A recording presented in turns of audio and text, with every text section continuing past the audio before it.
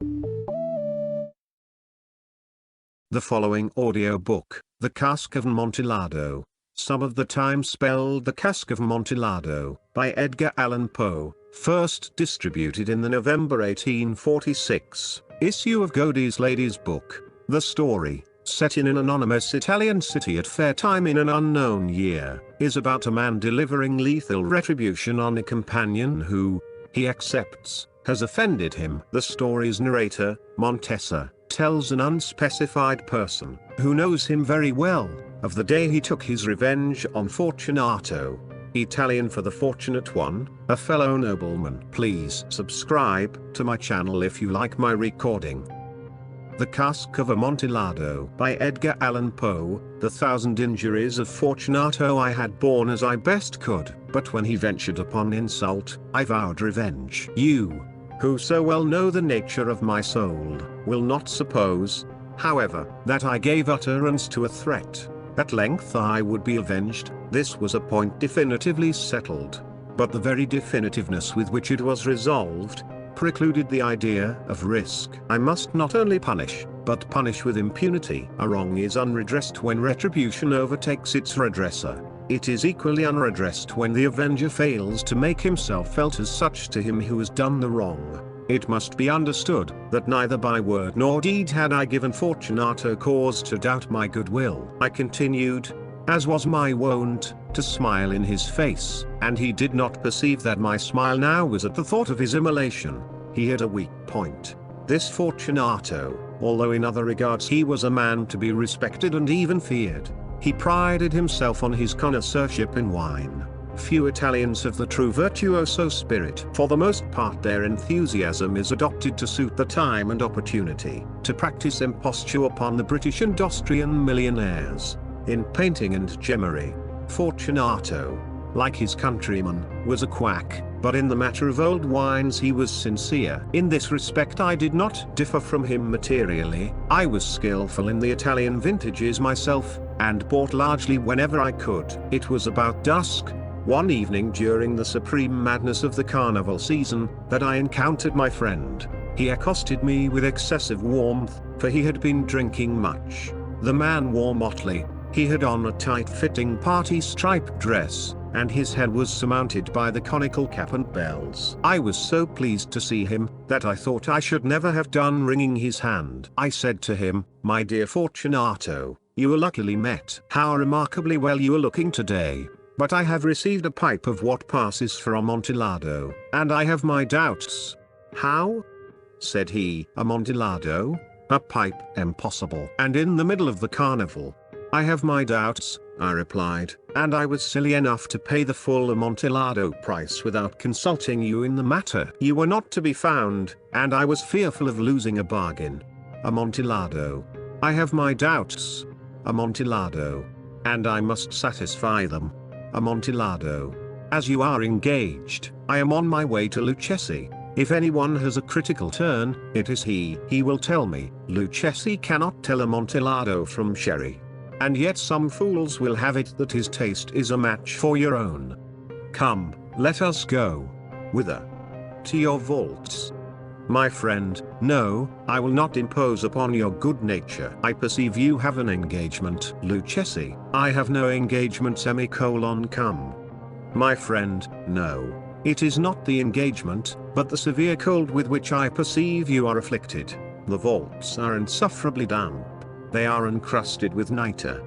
Let us go." "Nevertheless, the cold is merely nothing." "Amontillado, you have been imposed upon. And as for Lucchesi, he cannot distinguish sherry from Amontillado." Thus speaking, Fortunato possessed himself of my arm. Putting on a mask of black silk, and drawing a roquelaire closely about my person, I suffered him to hurry me to my palazzo. There were no attendants at home. They had absconded to make merry in honor of the time. I had told them that I should not return until the morning, and had given them explicit orders not to stir from the house. These orders were sufficient, I well knew, to ensure immediate disappearance, one and all. As soon as my back was turned, I took from their sconces 2 flambeaux, and giving one to Fortunato, bowed him through several suites of rooms to the archway that led into the vaults. I passed down a long and winding staircase, requesting him to be cautious as he followed. We came at length to the foot of the descent, and stood together on the damp ground of the catacombs of the Montessors. The gait of my friend was unsteady, and the bells upon his cap jingled as he strode. "The pipe," said he. "It is farther on," said I. "But observe the white webwork which gleams from these cavern walls." He turned towards me, and looked into my eyes with 2 filmy orbs that distilled a rheum of intoxication. "Niter?" he asked, at length. "Niter," I replied. "How long have you had that cough?" My poor friend found it impossible to reply for many minutes. "It is nothing," he said. At last, "Come," I said, with decision. "We will go back. Your health is precious. You are rich, respected, admired, beloved. You are happy, as once I was. You are a man to be missed. For me it is no matter. We will go back. You will be ill, and I cannot be responsible. Besides, there is Lucchesi." "Enough," he said. "The cough is a mere nothing. It will not kill me. I shall not die of a cough." "True, true," I replied, "and, indeed, I had no intention of alarming you unnecessarily, but you should use all proper caution. A draught of this Medoc will defend us from the damps." Here I knocked off the neck of a bottle which I drew from a long row of its fellows that lay upon the mould. "Drink," I said, presenting him the wine. He raised it to his lips with a leer. He paused and nodded to me familiarly, while his bells jingled. "I drink," he said, "to the buried that repose around us. And I to your long life." He again took my arm, and we proceeded. "These vaults," he said, "are extensive." "The Montessors," I replied, "were a great and numerous family." "I forget your arms." "A huge human foot d'or. In a field azure, the foot crushes a serpent rampant whose fangs are embedded in the heel." "And the motto?" "Nemo me impune lacessit." "Good," he said. The wine sparkled in his eyes and the bells jingled. My own fancy grew warm with the Medoc.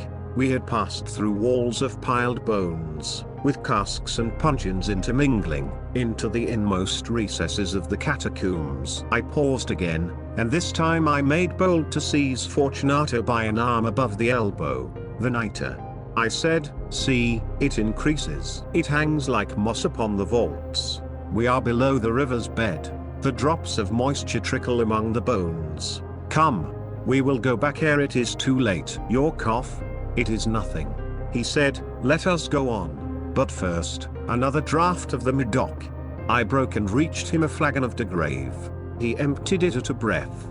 His eyes flashed with a fierce light. He laughed and threw the bottle upwards with a gesticulation I did not understand. I looked at him in surprise. He repeated the movement, a grotesque one. "You do not comprehend?"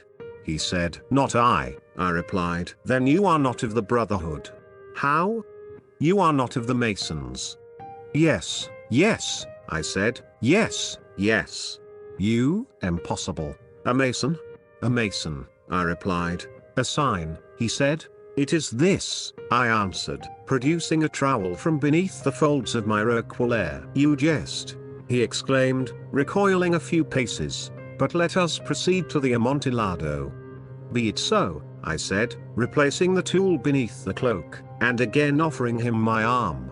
He leaned upon it heavily. We continued our route in search of the Amontillado. We passed through a range of low arches, descended, passed on, and descending again, arrived at a deep crypt, in which the foulness of the air caused our flambeaux rather to glow than flame.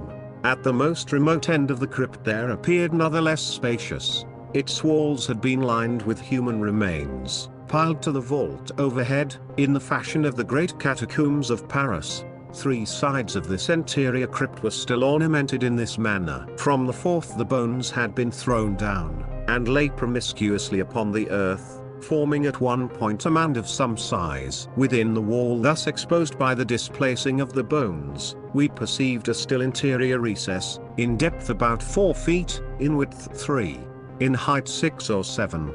It seemed to have been constructed for no especial use in itself, but formed merely the interval between two of the colossal supports of the roof of the catacombs, and was backed by one of their circumscribing walls of solid granite. It was in vain that Fortunato, uplifting his dull torch, endeavored to pry into the depths of the recess. Its termination the feeble light did not enable us to see.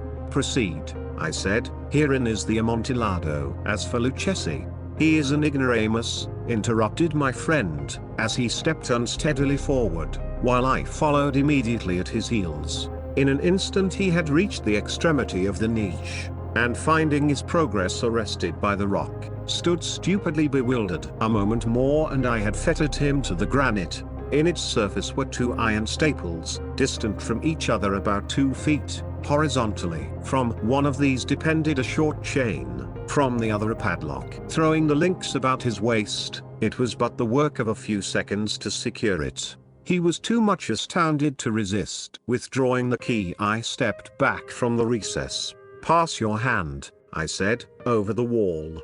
You cannot help feeling the nitre. Indeed it is very damp. Once more let me implore you to return." "No?" "Then I must positively leave you. But I must first render you all the little attentions in my power." "The Amontillado!"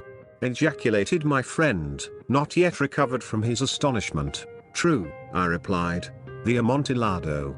As I said these words I busied myself among the pile of bones of which I have before spoken. Throwing them aside, I soon uncovered a quantity of building stone and mortar. With these materials and with the aid of my trowel, I began vigorously to wall up the entrance of the niche. I had scarcely laid the first tier of my masonry when I discovered that the intoxication of Fortunato had in a great measure worn off. The earliest indication I had of this was a low moaning cry from the depth of the recess.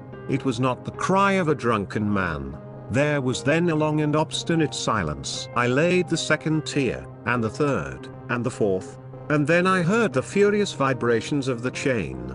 The noise lasted for several minutes, during which, that I might hearken to it with the more satisfaction, I ceased my labors and sat down upon the bones. When at last the clanking subsided, I resumed the trowel, and finished without interruption the 5th, the 6th, and the 7th tier. The wall was now nearly upon a level with my breast. I again paused, and holding the flanks over the mason work, threw a few feeble rays upon the figure within. A succession of loud and shrill screams, bursting suddenly from the throat of the chained form, seemed to thrust me violently back. For a brief moment I hesitated. I trembled. Unsheathing my rapier, I began to grope with it about the recess, but the thought of an instant reassured me. I placed my hand upon the solid fabric of the catacombs, and felt satisfied. I re-approached the wall. I replied to the yells of him who clamored. I re-echoed. I aided. I surpassed them in volume and in strength. I did this, and the clamorer grew still. It was now midnight, and my task was drawing to a close. I had completed the 8th, the 9th, and the 10th tier. I had finished a portion of the last and the 11th. There remained but a single stone to be fitted and plastered in.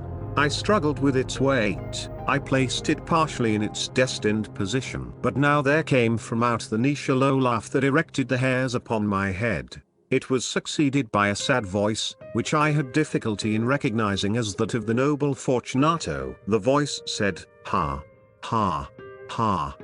He. A very good joke indeed. An excellent jest. We will have many a rich laugh about it at the palazzo. He. Over our wine. He. The Amontillado." I said, he.